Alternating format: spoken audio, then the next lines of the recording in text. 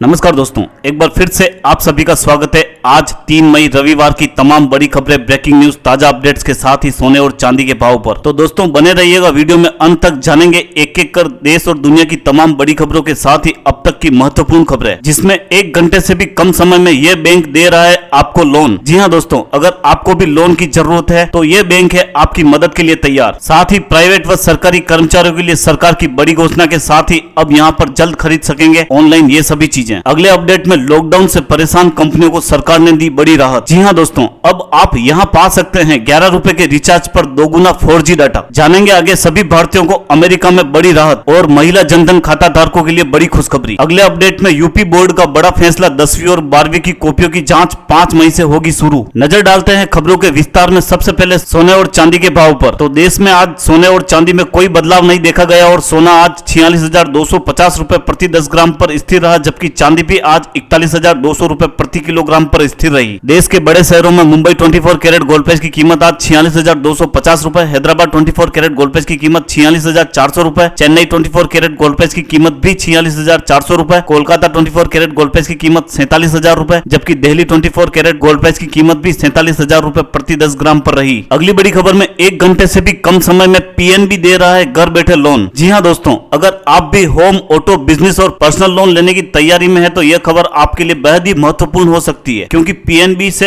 अब लोन लेना और आसान हो गया। आपको अब 1 घंटे से भी कम समय में आसानी से लोन मिल जाएगा। आप पीएनबी लोन इन 59 मिनट के जरिए बिना टेंशन के लोन ले सकते हैं। बता दें कि पीएनबी के अलावा एसबीआई, बैंक ऑफ बड़ौदा समेत देश के कई सरकारी बैंक 59 मिनट में लोन देते हैं। अगली बड़ी खबर में प्राइवेट और सरकारी कर्मचारियों के लिए सरकार ने की बड़ी घोषणा। जैसा कि आप सभी जानते हैं कि सरकार ने लॉकडाउन को एक बार फिर से 2 हफ्तों के लिए आगे बढ़ा दिया है। इसके साथ ही सरकार ने अब सभी सार्वजनिक और निजी सेक्टर के कर्मचारियों के लिए आरोग्य सेतु ऐप का इस्तेमाल अनिवार्य कर दिया है। बता दें कि गृह मंत्रालय ने अपने निर्देश में कहा कि निजी और सार्वजनिक दोनों ही सेक्टर के सभी कर्मचारियों के लिए यह आरोग्य सेतु ऐप का इस्तेमाल करना अनिवार्य है। अगली बड़ी खबर में केंद्र सरकार द्वारा लॉकडाउन के तीसरे चरण में ऑरेंज और ग्रीन जोन में ई कॉमर्स कंपनियों को छूट दी है। सरकार के इस आदेश के बाद से ही अब ई कॉमर्स कंपनियां अपना काम शुरू करने में जुट चुकी है, ताकि अब फिर से ग्राहकों तक गैर जरूरी वस्तुओं की डिलीवरी हो सके। हालांकि रेड जोन में ये कंपनियां केवल जरूरी वस्तुओं की ही डिलीवरी कर सकेगी। अगली बड़ी खबर में सरकार ने ईएसआईसी योगदान भरने की बढ़ाई डेडलाइन। जी हां दोस्तों, कंपनियों के लिए ईएसआई योगदान की जरूरी सीमा बढ़ाई गई। लॉकडाउन की वजह से आर्थिक दबाव झेल रही कंपनियों को सरकार राहत देने के लिए यह बड़ा फैसला नियोजकों को हो रही कठिनाइयों पर विचार करते हुए